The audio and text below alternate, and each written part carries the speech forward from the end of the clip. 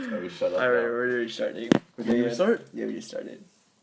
Well, no, let's start from the beginning. Cancel this. No, you can't cancel it. Yeah, you Just start it. can. You know how like Manila and Killa and Drywall? No, there's like some phone call between two guys, and then You talking about the snow globe? Was that yeah, Jeff Porter? exactly. Yeah, exactly. Oh, you heard that one? Yeah, I was like, this Oh, is not shit. streaming. Anyways, this is George, and This is Ryan.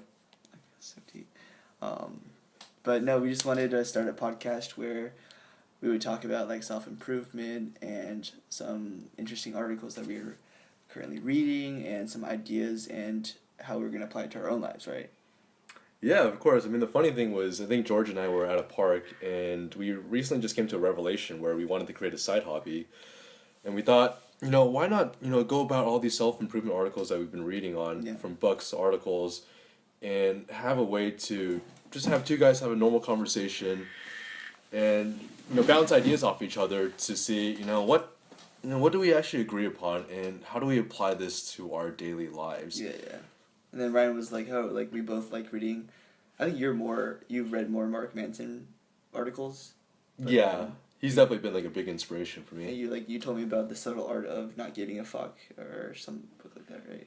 Yeah, no, that's a really good book. I think it's a lot of my tenets of my own perspective are based off that book. And I think I sent George an article this morning called "The Disease of More," and I think that was a really good article for us to start off on, in terms of how we wanted to be more transparent of our own lives, and just have an open conversation about what our thoughts are about the disease of more and how this applies to us. Absolutely. I think he starts off the article. He's like a guy who was asking to like coach him to be because he's like a self-improvement coach, right? Mark Manson. Yeah, he is. And then some guy came up to him and was like, he's super successful in life, really rich. I think he pretty like maxed out in all aspects in life. And then he was like, what? And he's like constantly wanting to improve, like, and get better at different things, right? And Mark comes back and says like, what if there's nothing to fix? And I think that it's like really interesting how like we're constantly trying to improve ourselves, so we think that we're always incomplete. So, Ryan, what do you think about like, do you ever feel like you're constantly striving to get one more thing, or if you like, what are some things in your life that you feel are incomplete and you just need to, if you just got one more dollar bill or like a car, what is it? What do you like?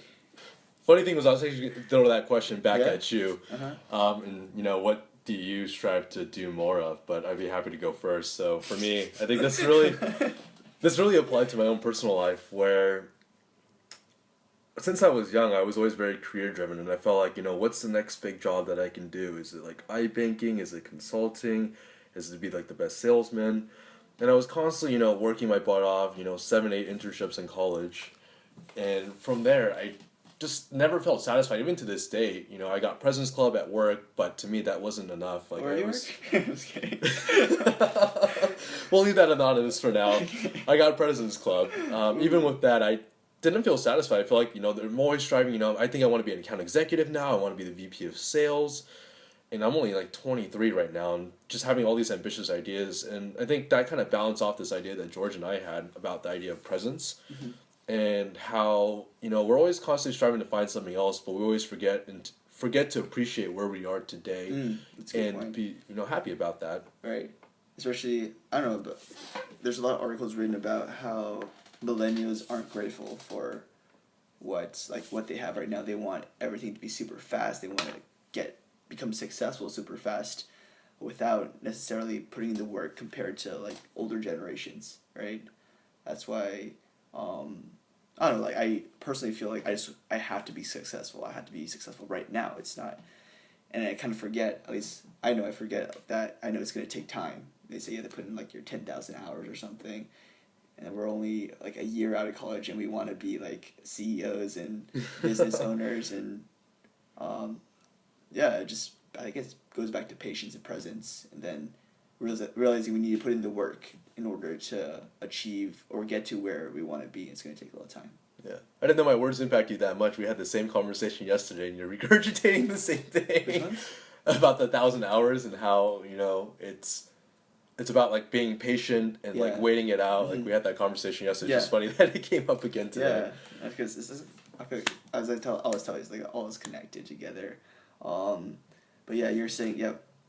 So do we, how, like, what are some things that we can do to kind of be more present and appreciative of where we are right now, instead of wanting our next promotion or wanting to, be the best of, like, instantly, that makes sense. Yeah, no, it does. I think we're in a culture where it's a lot of instant gratification, and I think what I've been trying to focus more on is the idea of patience, and that, like you said, it takes time to get things done. And with that, might be grinding this out. It's been like a year and 7 months that I've been working at my current company, grinding it out, doing the same thing over and over again. But I can treat this as a small accomplishment. Like it's a baby step for me to get to the next goal and to actually enjoy the journey instead of just focusing on the results at the very end. That's interesting. Enjoying the journey, like, I don't know. It's just as you're going back to like instant gratification, and this digital age where we're just like we want everything right now, right? Mm-hmm. It's like very result, almost like we want like going back and it's instant. And do you ever feel like it's almost like you have to be uncomfortable that you're kind of like seeing yourself as part of the journey, but like being okay with that. It's like a weird uncomfortable area. Does that make sense? Like It does, yeah. I think, but it takes a certain type of person to want to dwell in the uncomfortable zones, and I think both of us have done that as well. I mean, for you to have quit your previous job in the movie industry. Thanks. I want to keep it very ambiguous. I don't want to throw out names, but you like left your movie industry jobs, and you were kind of lost for a while. Yeah, it was. And I mean, you probably can talk a little bit more about that Yeah. and how you moved into the sales career, but Right. yeah, kind of throw that over to you. What do you want me to say, man? Well, it's like putting yourself in the unknown territories and how that's right. So gotten I you was to in the grow. movie industry for a bit, and then we can talk about this later. But I decided to jump ship, move to San Francisco. So we're both like living here close to each other right now. But I'm currently working in sales right now, and it's a very different industry compared to movie making. So it's unknown territory where I'm learning everything from scratch, and so as a result, there's a lot of learning that can happen initially, and it can it has been giving me a lot of anxiety because there's a lot of catch up to do, just like when you're starting everything out, you're gonna suck balls. So just kind of going back to appreciating the journey and realizing, like at work, I'm always telling my manager like, hey, what can I do to become better? He's just like, hey, chill, man, it's gonna take a little time.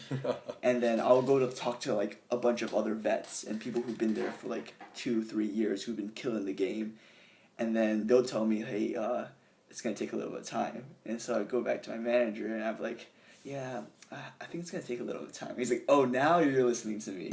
Like now you think it's gonna take a little time. I'm like, yeah. But it goes back to again just like being patient. Yeah. And I mean, I think that's a really good point that you bring up, is the whole impatient thing. Do you think that stems from either the social norms where you look at everyone around you, social media friends, and it looks like everyone is getting, to the path of success by X amount of years, and you feel like you need to follow that path? I mean, that's one option. And the second option that I was thinking about was, actually, no, we'll start with the first one. Which one? The idea that, you see everyone else having this form of success and you think that you need to move at the same pace as everyone else. Yeah, no, definitely. What's your thoughts on that? I'm not trying to be basic or anything, but like I saw some guy's Instagram motto is like, relax, we're all living different timelines, but it's so true. It's like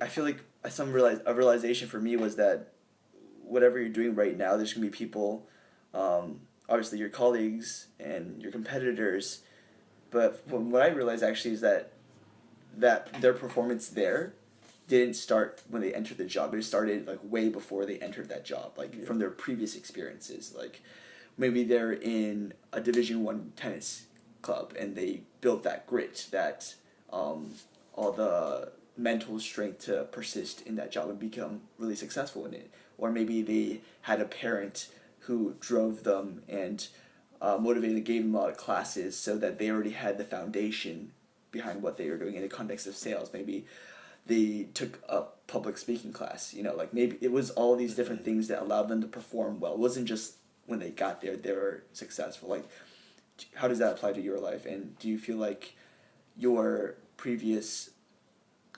experiences have allowed you to thrive and get to President's Club at your previous job, or do you feel like it was on the job that you learned all these things? That's that's a really good question. I think the first part of it, um, I like to just admit that I'm also guilty of the fact that when I first started, even now to this day, I still compare myself to other people where I see, okay, it takes this person on average, 6 months to get promoted, and it's taking me 8 or 9 months. Like, is there something wrong with me? And I use that as my basis of comparison, which isn't always true because that person could be like George was saying, like it's a different context. Like you don't know the work experience this person has had in the past. Like maybe they happen to be in the right place at the right time in the right industry, and that's why they got promoted. But when you start to fixate on all these other things, you kind of lose track on who you are as a person, and that you have your own timeline to operate on. Like, who gives a shit what someone else is progressing at? That's their life to live, It's not so us. hard to not give a shit about their thing because they're literally right there performing and being so successful. Like, do you feel like, what do you do to not compare yourself?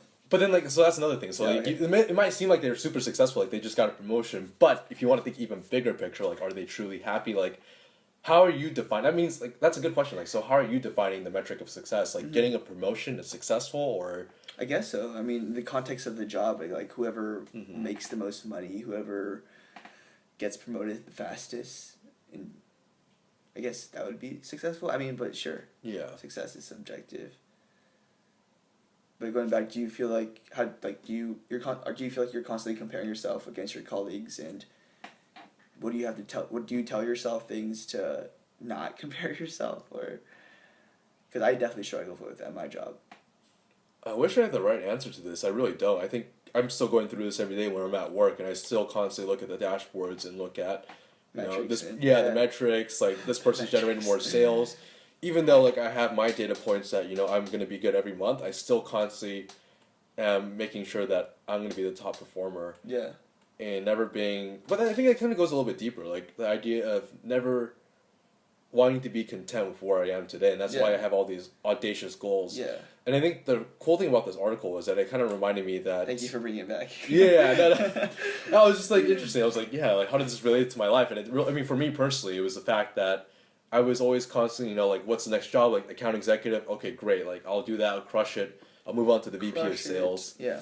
But it's a never-ending chase, and it's like, I should be happy with where I am today and make sure that I'm the best person possible so that when the next job comes around, I'm going to be accurately prepared for that. So it's like you're, again, back to your own timeline, right? Yeah. So you're always one step better than you were yesterday, in a sense. Mm-hmm. But that's so, because isn't it kind of hard in a society where, like, you work in a very not collaborative, but more so a social environment. So it almost seems like you should only be comparing with yourself. So an ideal environment for that would be in complete isolation. But it's weird because you're in a social environment but yet only improving linearly through your own time. Does that make sense? Sort of. I don't know if I'm interpreting it correctly, but let's use the basis that, someone else is outperforming you, but their outperformance, in retrospect, doesn't really affect your own performance, so because they operate in their own world, even though we're on the same team. Sure. But even in the work situation, let's say your other sales rep is closing more deals in South Dakota and you manage Oklahoma, for instance. The fact that they close more deals in South Dakota, like, how does that affect your deals being closed in Oklahoma? It doesn't. Yeah, it doesn't. So, like, it's really hard to get to that point where you're able to just look at yourself and say, this is my metric, this is my timeline of success, because I'm the only one in this territory, this guy's in some other territory. So, like, why am I using that as my basis of comparison? It's never apples to apples in these situations, but our mind tricks us to think so. Yeah. And I think another thing that I think Mark Manson also brought up as well was that our mind, it's so easy to compare ourselves, 1 to 15 people, but then the 15 people that you choose from is the Bill Gates and Mark Zuckerbergs of the world, so you think you're totally incompetent. But when you tell your mind, wait a minute, like, what if I were to go from 1 to 1,000? Yeah. Then you automatically kind of average out, like, you'll be above average. Right. But it's like easier said than done, of course. It really goes back to unrealistic expectations and he ties back in Mark Manson's Disease of More. He talks about we're always operating at like a default. When they asked like 1,000 people, what are you constantly what level of happiness you're operating on a day-to-day basis, most people said like 7, right? Yeah. And it didn't fluctuate that much. Like even if they won the lottery, go spike to maybe like 12 and then go back to 7. You know, like so it seems like we're always at a incomplete, going back to incomplete. What do you feel like? Do you feel like you're on a day-to-day at a 7 or a 5 or a 2 or, and why do you think that is? I think if I were to look at it in the very short term, I think I fluctuate quite a bit on like a weekly basis. But if I were to like zoom out and look on it on a yearly basis, I think the data just shows itself that it'll average out to a 7. I think he's definitely right about that. Like, we're always going to have our ups and personally downs. for you, do you feel like you're at a 7 or in this moment of time right now?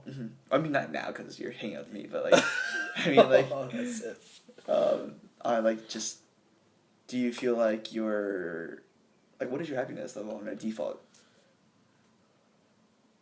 That's a tough one. If I were to be very honest with myself, it'd probably be like okay, 7's a little bit too high. It's I high, think. right? Yeah, that's pretty high. These are like people Yeah, actually, no, yeah, it's good perspective that you think about. Yeah, I don't know how 7 came up.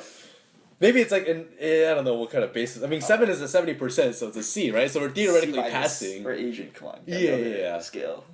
7 is, yeah, but I think for me, I think it's, if I'm generous, maybe 5.5. I think I'm the same too. Yeah. Yeah. So like 5. But why? But like again, it doesn't matter if it's 7. The point is that we're not at 10. Why is that? Yeah. And it goes. I feel like it does go back to the fact that we're not grateful. Maybe we're not grateful. We're not patient enough to realize that we're at the best. But then if you're always at 10, doesn't 10 become the 5 then? Because that becomes the average. Like if you're always at a 10, like then everyone else is at a 10 too. But no, it doesn't mean that. Okay, not everyone else, but let's say you're always at a 10, right? Then that means 10 is your average, and average theoretically means half of the full Why is scale. it half? Well, because like it's in the middle. Because average means you're right down there in the middle. Like your scale gets readjusted. Does that make sense? Like if you're always at a 10, like you're always happy, but then always happy becomes average because it happens every single time. Average means it's a consistent thing. Do you get what I'm getting at? I do, but I also can. I'm gonna say something else after. Okay, yeah. No, that's all I was gonna say. I thought it was just interesting. No, I totally get what you mean by average. But I feel like if we're I feel like to be at that 10, you have to be grateful for everything that you have and realize that you're. But that 10 would be also a comparison to the average of 5 or 7. Yeah. So, but I think on the scale that we're operating now, we should be at a 10. But on this other scale of being at that 10, maybe we're at the average. You know what I'm saying? Kind of. Okay, so going back, let me try to re-explain myself. I think we could be at a 10 on this scale that people are normally at a 7. So on the normal scale, we're at a 5, normal people at a 7. Yeah. And I'm saying that we can be at a 10. Yes. So I feel like the way we be at a 10 on this normal scale is by being patient, being grateful for everything that we have, and realize that everything is just like a cherry on top. But to get to that point, I think that's where the Mark Manson article was so unique, was that he asked us the question, why? Like, why do we keep striving for more? Mm-hmm.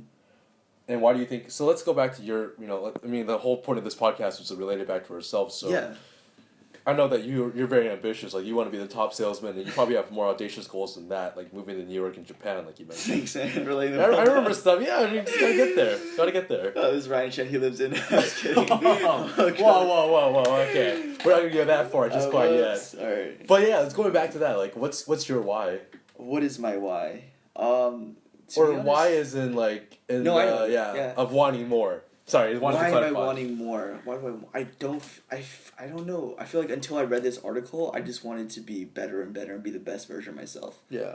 I think for what book? Maybe it was 7 Habits of Highly Successful People by Stephen Covey. He mentions. I just blanked out, but the value thing. No, yes, sorry, no. He says, apparently the best. No, was it Tracy? I forget which book it was, but he says the ultimate goal is not to like be successful and all this stuff. It's the best thing is the ultimate goal is character.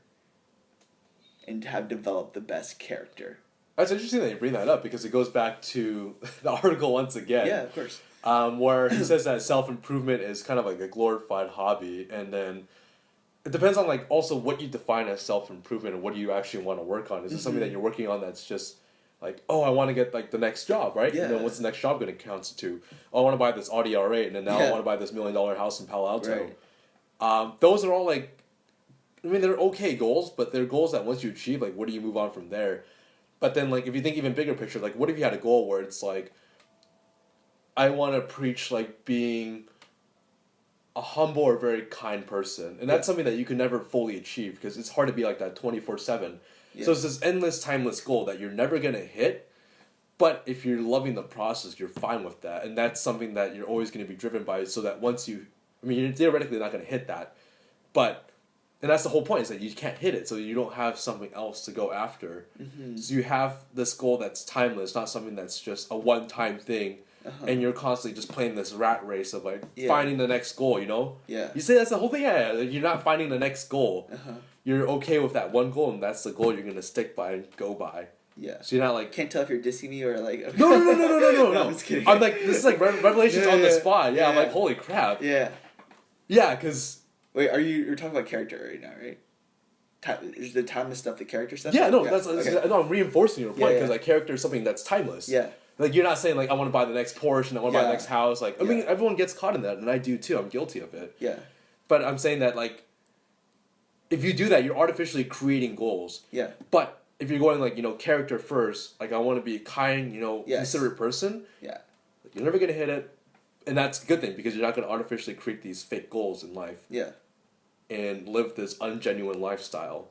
Sure. But like not saying that you don't want like who doesn't want cars and like all that. Well, no, good of stuff. course, yeah. Like I feel like that will come. Yeah, it's like it should be a byproduct of the Yeah. journey. But I think we're talking really idealistically, but like this is what we're trying to strive for. But continue. But I think this is like, I mean, like, let me ask you, like, how are you applying things that we've read about, in this article to your specifically life? this one.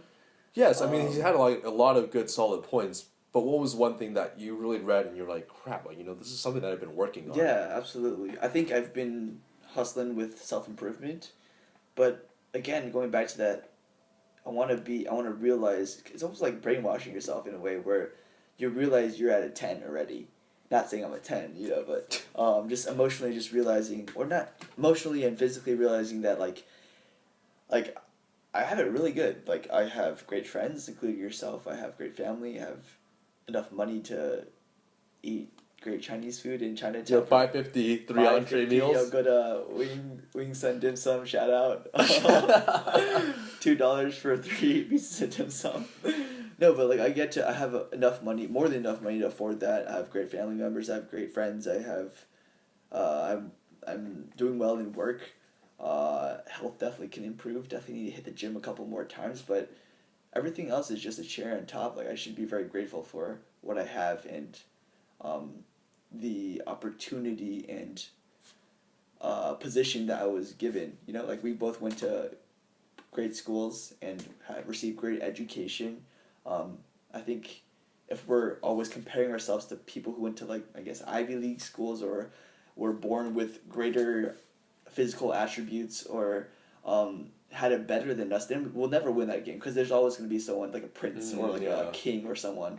So I think just playing our own game that we can win because we can't go like it's like going out. Like you're never going to be that guy who I could never afford that table at a club or something and be buying all the drinks. Like even though I made you buy me a drink last time, but I can never be that guy who is like just like dollar bills on girls or tables guys or tables or just blowing off cash because like I can't win that game. I mean, first of all, it doesn't matter to me that much, but so I guess the game that we can win is the character game, but at the same time realizing that we're enough and it'll take as much time as it needs to and we'll get there. That's interesting. No, I definitely agree with What about you? What's your did you want to say something about what I said or do you want to I was gonna make this really nerdy analogy. Yes, do it. But I don't think anyone's gonna get it though. I mean, this goes back to like George and I's like personal like high school careers of like we're avid gamers. Careers, what the heck are you High school careers, we were avid gamers. Okay, we're amateur gamers or some shit like that. You sucked. I sucked even more. Yeah. Okay. Good. We'll leave it at that. Alright, But let's get back like, to the article. No. But like, that was gonna be my allegorical thing, which is like if you play, it's like who would want to buy a game out there, and then play it, and then you're constantly comparing yourself to someone else. But it's like this never-ending game that like. Even if you hit level 99, there's always like another 100 more levels to keep going, or like like it's a game that you'll constantly your screen will keep saying you lose. Like why would you? Like it's a game. It's designed to keep you in there. Yeah. And to level up, and they'll create another level. But the winner's the one that can just say fuck this game. Like I'm out of this shit. Like Yeah. I'm gonna jump and do my own thing. Or play another game. Yeah, or play another game. Yeah. Yeah, but it's not easy to do that. Yeah. Especially when you invested so much time. Exactly. And it's what you know, so you get stuck. Yeah, but then that kind of gets off topic. So, well, let's go back to you. Yeah. What is your greatest takeaway from this article? I think we talked about this yesterday. I think you've done a better job of leaving this, but George and I spend a lot of time on self-improvement. Like, we'll spend a lot of time reading books, reading articles, having conversations with friends, and getting to the nitty-gritty stuff of life. And we like that, and I think that's one thing that really connected us. But there's come to a point where, like, the self-improvement has become, like, a glorified hobby, as Mark Manson puts it, where you're constantly like, oh my god, like, I'm reading all these articles, I feel so motivated. But it's, like, kind of like drugs, where it's like, you know, you get this adrenaline rush of, like, yes, I feel this motivation, but it's short term. You'll lose it the next day, like, and it's not.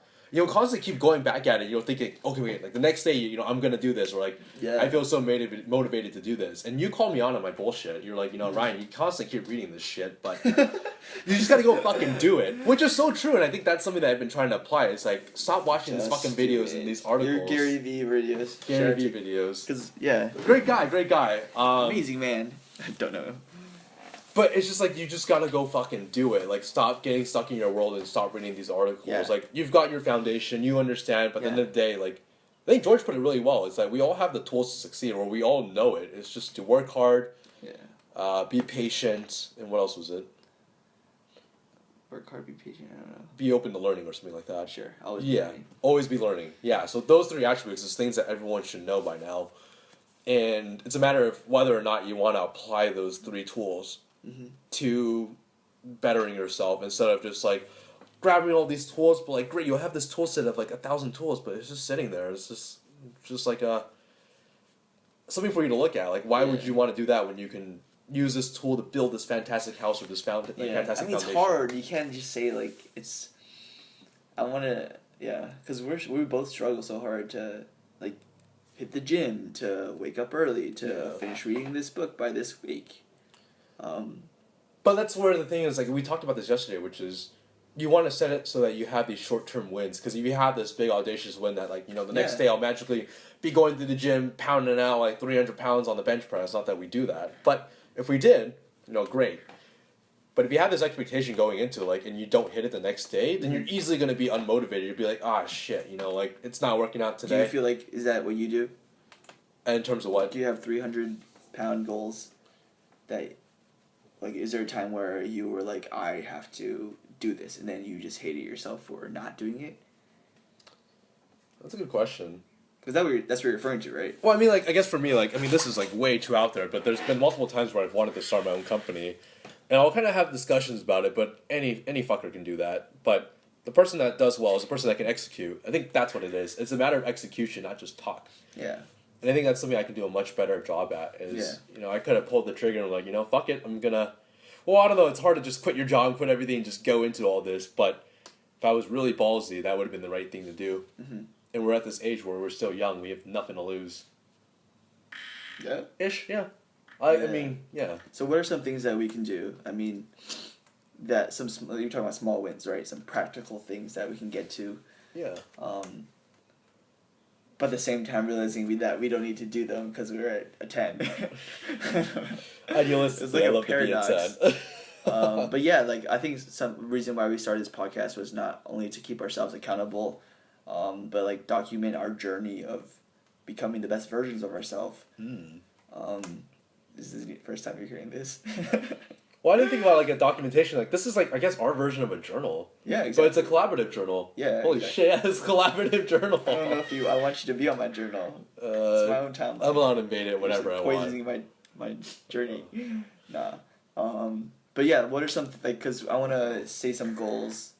I want you to say some goals, and then I want us to come back to it next week. And There's so much accountability now. I feel like I have so much pressure to Yeah. do this at the beginning. Was already right, we have an audience of -2, so it'd be your mom and my mom. I guess so, but I mean, you still have the nerves. I mean, the fact that we executed. No, this is good. This is a small win for us. Like even if no We one did listens this. to this, High five. we did this. We still executed. There's hesitation. Few drinks in, we were like, we got What are you this. talking about? Okay, fine, no few drinks. I just like to be cliche, but we did this. But yeah, let's go back to like accountability. So I think what are some things? One thing what you're gonna work on, and one thing I'm gonna work on. I think this whole we said the disease of more and how this becomes a losing rat race. Yeah. But what if, like you mentioned, let's say we wake up every day and we maybe list out like, 2 things that we're happy about, or like we're appreciative about. Ooh, I like this. We've talked about this, but if we can stand by this, maybe it's like for this 1 week we'll do it. Every day we wake up, we'll just. We don't need to tell each other we've done it, but we'll see how because you can just Call kind me of in tell the if someone's done morning. it. No, Yeah. I'll text you. Oh, we're gonna text each other about this? Yeah, why not? Or you can call me. Nah, I prefer a text. I don't really want to hear your voice in the morning. Go fuck yourself. All right. I guess we'll. Yeah, we'll do a text. All right. We'll text 2 each other things. every And morning. then next week we'll depending on if we're doing a Facebook Live, when we're doing thing, we'll just upload the photo of the text. Yeah. But 2 things we're grateful for, Mm-hmm. and that will keep us again not having disease and more Yeah. because we're grateful for things, and then at the same time it's the small wins because we're keeping ourselves accountable, and for yeah. I think that's good, and I think Let me see how long has this been? 30 minutes. Perfect. That's we'll round it up pretty soon. No, I think I just wanted to make one more comment on my end. Yeah, of course. Unless you had more too. I'm good. I don't know, the disease of more honestly was very personal to me. I think this has been something from day one, and I don't know if you can attest to it, but I'm always one to just keep constantly be the best person I can possibly be compared to like my age group, my friend group, everything like that. I wanted to always be the best. Mm-hmm. And Why? Like I was gonna get to the why, but I think I was also scared that, like, just because we can appreciate small things, I think this will be helpful. But is this gonna be enough for me to move away from this lifestyle of? Because I think this really makes a big part of who I am. I'm always constantly driven to be the best person, but if I take this variable out and like be content, I'm kind of scared that I'll lose motivation to like want to do better in life. Like I'll just be stagnant. Like Right. So you feel like, if you take out this if you take out the need to be constantly improving yourself, you won't have motivation or motivation. something. Yeah. Okay. I think we'll stick with that. My mind has like a million thoughts like everyone Yeah. else's, but that's the one thing that I can articulate clearly ish right Mm-hmm. now.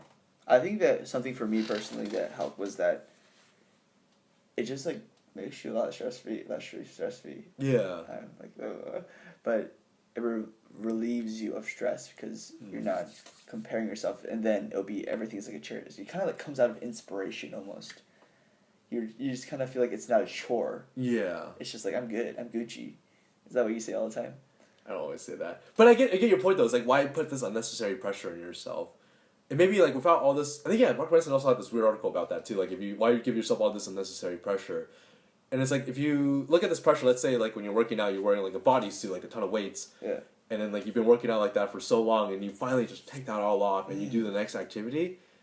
Like think about like how much power you'll have because it'll be so easy. Like all this weight is off of you, Yeah. and you're able to move on to the next thing. And I think that's what.